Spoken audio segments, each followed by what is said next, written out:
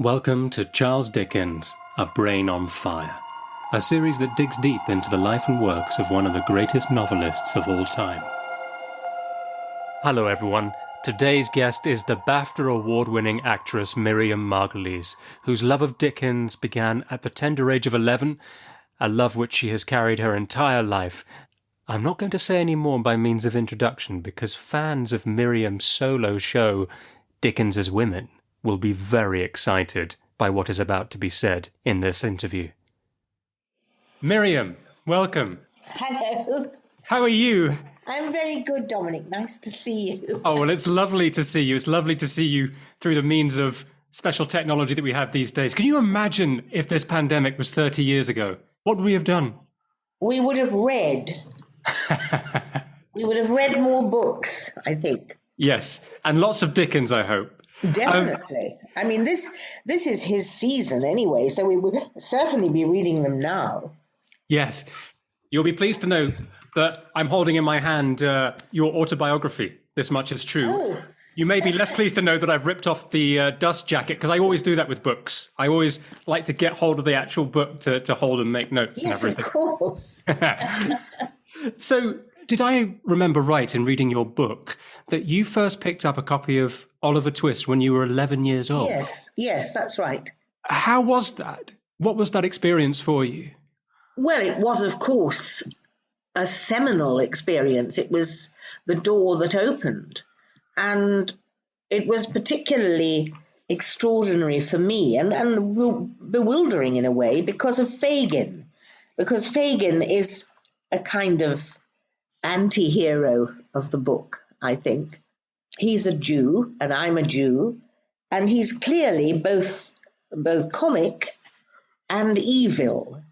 And that combination of comic and evil is a very Dickensian one. So I didn't know that then because I'd never read anything else. But I kept thinking, he's described all the time as a Jew, slimy Jew, crawling along the pavement, and he was clearly a bad lot. And I thought, well, he's not like any Jew that I've ever known. Why? I wonder, how did that come about? Is that how Jews seem to other people? And it really fixed my imagination. And maybe if I hadn't started with Oliver Twist, I wouldn't have been so wrapped in Dickens for the rest of my life. Did you find, reading it as an 11-year-old, were you in any way offended by the portrayal of Fagin, or did you just... Not at all. No, and I'm still not offended by it.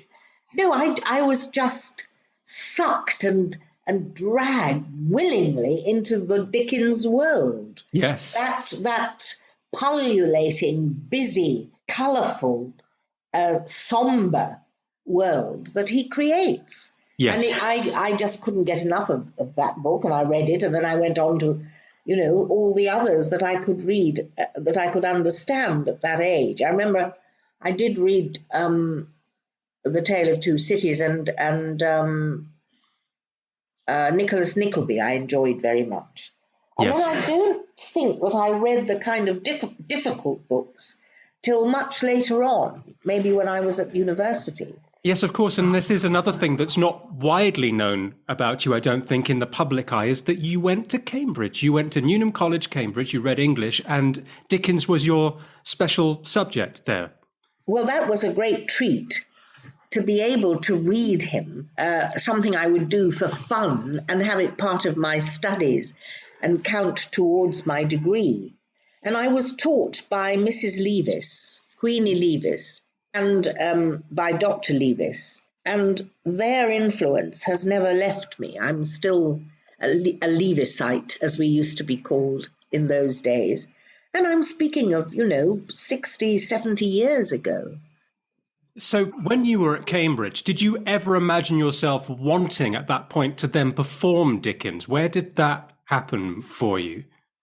When I was studying Dickens for my special subject at Cambridge, it became clear that many of the characters, and he, as I always tell people, he created over 2,000, more than any other writer in the world, in history.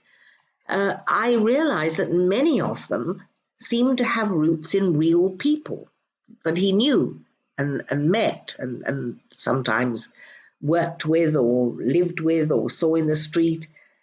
And I thought, gosh, how interesting that he used his life in his work like that. Well, I suppose it's not that unusual. Lots of people do. But it didn't seem to me that that had been pointed out sufficiently by Dickens commentators and professors who study him. And so I thought, gosh, I must go into that a bit. And that was where I think the seeds of the idea of doing a theatre piece that would show off my talents as an actress and at the same time tell the story of the man. Yes. Yes, I'm very interested to know what you think of the man, because I imagine, Miriam, if I could send you back in time and Dickens was there in front of you, I imagine you going up to him, giving him a hug, and then giving him a slap. Would that be a... That's a brilliant reconstruction of my first meeting with Charles Dickens. A hug and a slap, and then maybe another hug. I'd like to think so, yes. Yes. Well, he was a complicated and I think damaged character. And I think he was damaged by his mother. A lot of my ideas on Dickens came from talking to Professor Michael Slater, who wrote the great book on Dickens and women. I got to know him and I'm absolutely mad about him. And I take every possibility I can to go and see him and talk to him because he is a fund of knowledge. And because he's a very human person, he's like Dickens, he's not an academic. You don't feel, oh gosh, this guy knows so much. You just think, oh, he loves it so much. And so I had the idea that I would write something, and I tried many times to do it myself. And there were many half-begun bits of work. But then I met Sonia Fraser, who died 6 years ago and was an actress, with me in radio, where I started. Yes. And she listened to me talking about Dickens, and she said, well, I think we should do something here. And I'd worked for her before as an actress because she directed as well. And so we decided that it was really too big a subject for us, and we would get Olwen Wymark to write a script. And we did. And she delivered the script, and we paid for it. But it wasn't good. It wasn't what we wanted. It didn't have life. And so in the end, we wrote it ourselves. We hadn't meant to, but that's how Dickens' Women started. Yes, and I didn't ever get to see you perform it on stage, but I have listened to the audio version that you recorded, which I think, again, is in front of an audience, and it really captures that live experience. And what I found fascinating, and what I do find fascinating in your portrayal of all characters, actually, not just Dickens, is that when I've seen Dickens adapted, sometimes I see Dickens characters portrayed where everyone is Mr. Bumble, sort of shrieking like a town crier, or it's frothy. Or I see adaptations where it's very dark, and it's very serious and down and dismal. Whereas you seem to combine the full scope. So, for example, the poignancy of the Mrs. Micawber moment, which you present, is really very, very deeply moving. I wondered if there was anything you could say about that particular moment in the show. I'm glad that you think I encompass some of the variety of Dickens, because that's what he offers us all. He offers us all human life. And that's what I wanted to try to show in the evening that we created. But Mrs. Micawber has always been a figure of fun, and I felt that there was more to her than that. And when I just go by the text, and I just read the text over and over, and it seemed to me that here was an incredibly brave woman who was dealing with an impossible man, but loving him nonetheless. And that's what I wanted to show. It always moved audiences whenever I did it. People would always say, oh, I love Mrs. Micawber. I never saw her quite like that. And that was delightful when people say that. Yes, that's wonderful. And it's delightful to have it completely backed up by what's written itself. It's just that you've illuminated that and you've shed light on that. And I think that's completely right about Dickens. And that's why he's worth staying with us, isn't he? Because of that truth. And you are someone that, you know, reading your book, and I know over the years that I've been aware of you, that you care about truth. You care about not concealing things, not lying, standing up for injustices. All of those things are true Dickensian traits in terms of spirit, anyway, I think. And so, well, he was like that, although he was a great liar. yes. I'm not a great liar, but he was. And I go back to what I said about his having been damaged by his mother. The things that happen to us in our childhood do take root in us, all of us. And sometimes we deal with it, or sometimes we hide it and then we have problems with it. But I do think that the early things that happen in our lives have a resonance throughout our lives. And I believe that was the case, certainly with Dickens. He had a problematic relationship with women, and he both loved them and truly loved them, and was also angry with them. I show that, I hope, in the choice of women, of women's characters that I portrayed. Absolutely. And of course, the one that you say who is strikingly modern is Miss Wade. I was very, very awakened by that reading that you gave of her, because it could even be very easy to read the novel and not really take in what she's actually saying about her life.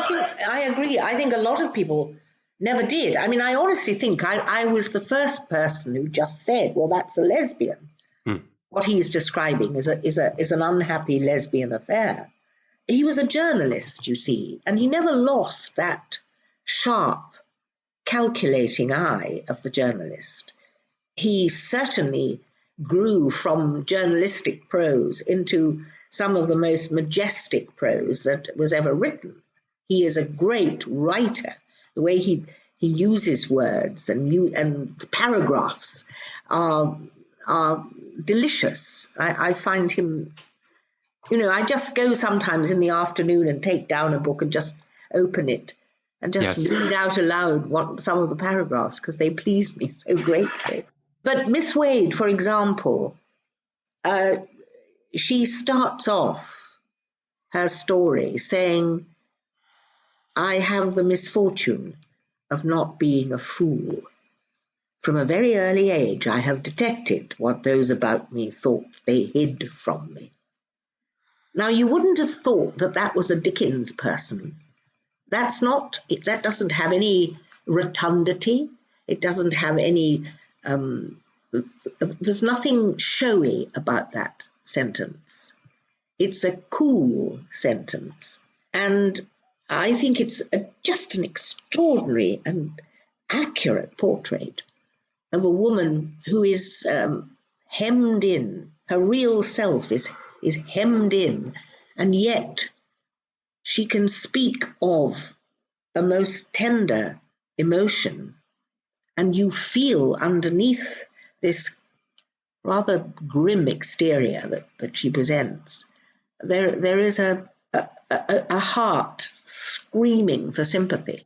At the very end of that, the piece that I put together of Miss Wade, when she says, I would rather suffer so and plunge to the bottom of a river where I would still hold her after we both were dead. And the power of that, the contained feeling, and also the cunning of the prose, because you would normally say, we were both dead. We were both dead. No, he says, we both were dead. And that is a kind of knell, isn't it? A sort of death knell, like a bell tolling for the dead. We both were dead. I think it's extraordinary. Something else and I love what you just said about Miss Wade, by the way. I mean, it's just I've really learned something from your portrayal, from your own show, actually, things that I've missed. And I have to admit, I'd never quite joined the dots on Dickens and the significance of women at the age of 17, or I should say girls at the age of 17. Of course, 17-year-old girls are beautiful, and men from time immemorial have fancied them. He was a very human, natural person. But the problem was that when they disappointed him, when they changed, as in the case of his wife, when she grew fat and tired, he felt venomous hatred towards her. Yeah. And that you cannot allow. So, of course, in his private life, he was awful. He was a bad man in his private life. Not in every aspect of it, because he was a good father, I think, a loving father. But he couldn't forgive women who disappointed him. And he was flawed. It's very human. I mean, who isn't flawed? No one's perfect. And he definitely wasn't perfect. But I felt such rage about him when I first heard what he'd done to his wife. You know, when he walled up the bedroom between them with a door and put books in it so that he was unable to be reached in his own house from his wife's bedroom. I'm stunned by that as well. It's not what you expect, but I don't know if you remember in Bleak House, Miriam, the chapter titled Telescopic Philanthropy. And it's a long time since I've read the novel, but there's the lady who gives all that money to charity and works so hard for charity while her children are running around in rags. Oh, yes, Mrs. Jellyby. Right, that's it, Mrs. Jellyby. And it's the idea that you can be this most amazing saint-like figure to the wider world, but then at home, in your own domestic circumstances, you're not this great person always. No, I mean, it's a truism, isn't it, that you're somebody who's very charitable to Africa and all your kids are starving at home. And I'm absolutely sure that was true. In fact, it was based on a real person. I forget who the person was, but there was a philanthropist who was like that. And many of his characters, I mean, one of my favourites, that's Mrs. Gamp, the drunken midwife, that she was based on a real person whom Dickens had observed. I think had attended his wife, and she was a bit of a drinker and talked, and he just recreated her for all time. Yes. And you take from Mrs. Gamp a lifelong love of gin. Is that right? Well, I think, to be honest, it was Mummy that got me started on gin. I see. She wanted me to not to suffer period pains. Yes. When I was menstruating. And so she said, we called it being poorly. And she said, when you're poorly, have some gin, it'll always make it better. And so she started me on that. Yes. Well, and you speak very warmly about your parents in your book and how you were a fortress, the three of you, and how important that was for your confidence and your drive and, your sense of place in the world. Unlike Dickens, who, as you say, never forgave his mother, especially after the episode of the blacking factory. Something I find very interesting about you, Miriam, is, and you're known for Professor Sprout and the nurse, those sorts of characters, and yet you've played Mary Tyrone in Long Day's Journey into Night, that was at Cambridge. That was when I was a student. Yes, and funnily enough, I was just saying yesterday I would love to play her again. Yeah, I'm a bit too old, but I am more of the right age for it. Well, it's also that thing of kind of, you encompass so much. I mean, so often in your book, you declare yourself to be this kind of person, and yet you then always cross the pole. So a bit like when you're younger and you are naturally conservative politically because of your upbringing, and how you then go to Cambridge and that changes, but that you still understand where people are coming from and why they won't change their opinions there. I think it's very important that we have to try to understand and relate to the people that we profoundly disagree with. Because if we don't, we're never getting anywhere. I mean, it could end in war. I went to America on one of the documentaries that I did, and I met people who were Trump supporters, and yet I knew that they were good people. And I think it's important that I remember that, because I hate all the things that Trump stands for, and I hate gun control. No, I mean, I love gun control. Yes. They just won't bring it in America. And I hate that. I hate the fact that people have guns and use them. But it's just vital that we cross the barriers that we set up. We have to. Yes, absolutely. And it's a difficult time to do that, isn't it? Because it's sometimes seen as selling out in the public mindset, isn't it? Or if you make one statement, it's assumed that that statement is the complete knocking down of its opposite. That's interesting. As it's Christmas, I do wonder where the Christmas books of Dickens fit in your calendar. How you feel about A Christmas Carol and The Chimes, those books. Well, of course, I had the luck to see you performing Christmas Carol. Was it in Edinburgh? Where did I see it? It was in Malton. In Malton, yes. In Malton. And it was transfixing and wonderful. And you're brilliant at it, really brilliant. It was superb. And that was delightful. And, it's true. It is a wonderful piece of work. It's a wonderful piece of writing. It's a wonderful fairy tale. It's a morality tale. And it still has the power to shock and to enchant and to make you laugh and to make you cry. He was able to do all those things, and he did it in that little book, that little novella, and it's just an amazing achievement. Every time I read it, and I do read it quite a lot, I get something fresh from it. And I think that it should be read aloud to kids so that they're not just looking at Games of Thrones, but they're looking at something like that will open wider and more interesting doors. Yes. And you're completely right about Dickens being read aloud. The reason I even know A Christmas Carol, even first started on my path to admiring Dickens, was I heard a very old radio drama adaptation of A Christmas Carol, which had Paul Scofield, who I think you've worked with, yes, and Ralph Richardson as Scrooge. Paul Scofield was the narrator. I don't know if you've ever heard that one, but it's a fantastic... No, I haven't. Oh, you would love it. You'd have a lot of old friends in there, I think. But yes. And Where thank did you hear that? Where did you get it? I had it on a cassette. I must find it. I must try and get the cassette and put it onto computer so I can send it to you as a file if you want. I'd love to hear that. Paul was a wonderful actor, as obviously Ralph Richardson was, but I hadn't worked with Sir Ralph. But Paul Scofield, I actually worked with in BBC. And I can remember very well that first morning when I went in. I got in there pretty early because I was nervous. I thought, I'm working with one of the great ones. And there was this rather shy, tall man in a corner of the studio when I came in. And I walked in and I said, good morning. And he said, oh, hello, I'm Paul Scofield.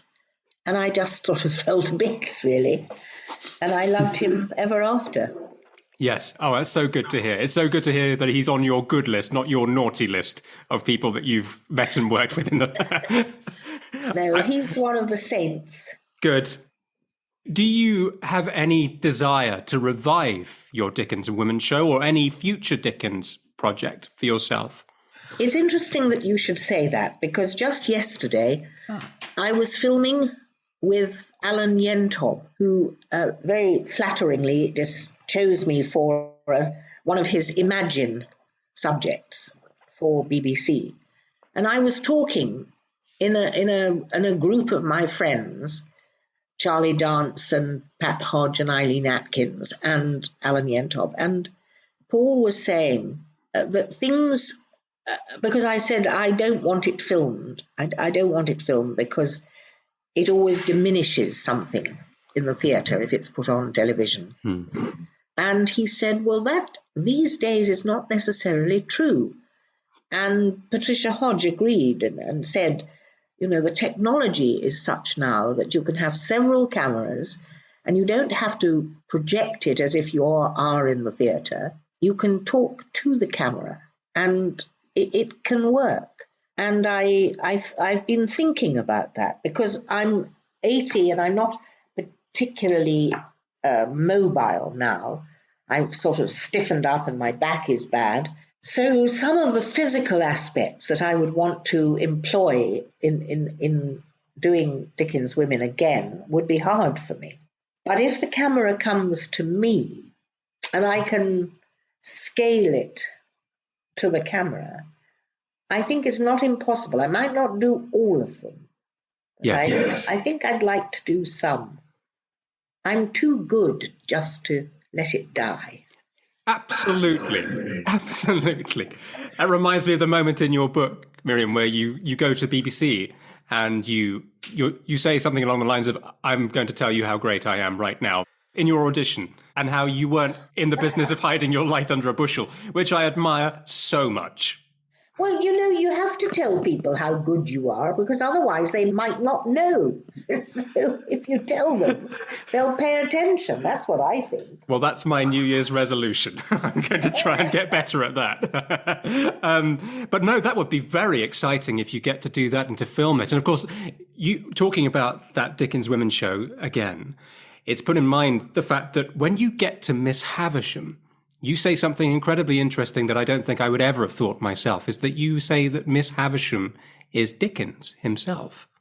Yes, it occurred to me when Sonia and I were putting it together that the remarks he made, that Miss Havisham makes about love, are very much coming from someone who had been hurt in love.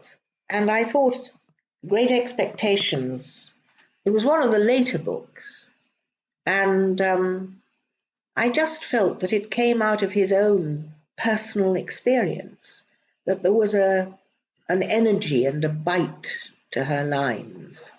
Well, the moment that made me think, that made me understand, I think, when you were saying Miss Havisham is Dickens, is that idea of the clock stopping at that time. And is it that Mary Hogarth's death is the moment for Dickens where his heart stops almost, perhaps? Well, I don't think that he was in love with Mary Hogarth in other than a romantic way. I don't think it was a sexual passion with her because she was too much of an angel. She was ethereal to him even before she died. I think that having been spurned by Maria Beadnell and made to feel small and irrelevant, I think that cut into his soul. And of course, he, as I say, he took his revenge on her when he put her into Little Dorrit as Flora Finching. And this little darting thing has become a fat and ridiculous old corpulent lady. And it's a marvellous portrait of that sort of person who keeps talking and still is coquettish and thinks that she can get him with a glance, with a toss of the curls. And actually it sickens him. So I think that there's a lot of his own pain. His pain is remembered. As I said in my Dickens Women, Dickens never got over anything that happened to him. And I think it's true. Every single thing, every hurt, every slight, every kiss, every moment of longing and anticipation and satisfaction, of jealousy, of pride, everything that happened to him, he remembered and he put it into his books. In some ways, he had the sensibility of a child, the pinprick that a child feels so acutely, which adults manage to mask over the years if they're pricked. He remembered it and felt it again as sharply and inescapably as he did the first time. And I think that's why his portrayals of children are so poignant and so accurate. I think Oliver Twist was the first time that a child had been the hero of a story. And then, of course, there was David Copperfield, who really was him. I mean, I think that was his favourite book. Yes. transpose the initials DC instead of CD. He never stopped being a child. He never stopped looking through into the world as a child.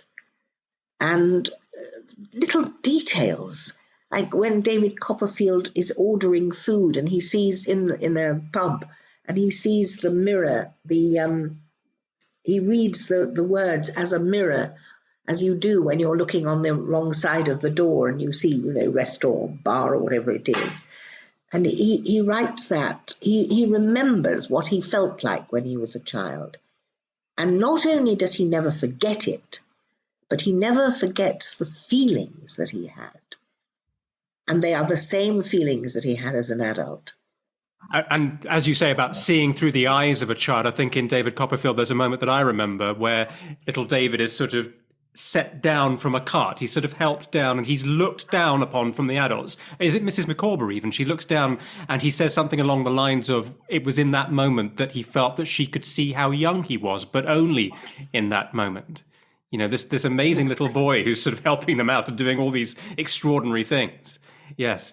So, well, that's lovely, Miriam. That's fantastic, and I'm really excited to hear that let's say you are bringing back Dickens's Women, or at least a handful of them. Well, it might be next year. It certainly can't be this year because I've got already too much work to do that. But next year, I really do think that it would be wonderful to revisit it. Yes, absolutely, absolutely. Well, it feels like we've almost come to an end, and I want to carry on. But this has been so illuminating and fun. Thank you so much. It's been brilliant. Are you going to be able to make it out to Italy for Christmas, or are you going to? If the rules are unchanged by Wednesday, yes, I have a ticket, and I will take the tests and all the things you're supposed to do, and go out there. That's what I'm planning on. Good. Well, I hope that comes across. I did have one question for you, which, if you have time, are there any particular Dickens adaptations that you love? I thought that which book does Mr. Tulkinghorn come into? Oh gosh, is that Bleak House? I think it is. Yes. I love the BBC adaptation, and an unusual actress was cast as Lady Dedlock. Yes. Gillian Anderson. Yes. I thought she was wonderful, and I would never have expected her to be good, but she was wonderful. And Charles Dance as Mr. Tulkinghorn was absolutely magnificent. I think it was a very fine production. Yes. And I think with that one, didn't they do it in serials? Each episode was a serial as it had been written by Dickens and put out himself. Yes. He knew a thing or two, didn't he? He knew how to make a cliffhanger. Yes, he did. Wow. Yes, well, I completely agree with you. Yes, well, thank you ever so much again. It's been wonderful, and I have to say that part of my Christmas ritual will be to watch Blackadder's Christmas Carol again. I can't have a Christmas without that. You as Queen Victoria with Jim Broadbent as Albert. Did you ever see Jim Broadbent play Scrooge, by the way, when he was in? No, I didn't. I see. I'm interested in that because I can't imagine Jim Broadbent being Scrooge. I mean, I imagine I can't imagine it. His Scrooge must have been nice at the beginning and then just got nicer at the end. I mean, it just. Yes. I think was it Alistair Sim who played Scrooge in an old film? Yes, very famously. I did love that. I did love that. Yes, and George C. Scott, if you ever saw him, I thought he was very good. That was a later one that was quite dark. It will go on and on being remade. Yes. It's never going to die because it is an absolutely brilliant book. And it's its own genre, isn't it? Yeah, completely. It's a Wonderful Life comes from it. Many other great films come from it, don't they? Yes, and it's honourable, it's moral. Yes. It's about people being kind to one another. Yeah. And that's a good thing for us all to hope for. Yes. On that note, thank you so much, Miriam. It's been such a pleasure. I will end our chat now, but thank you for your time. My pleasure too.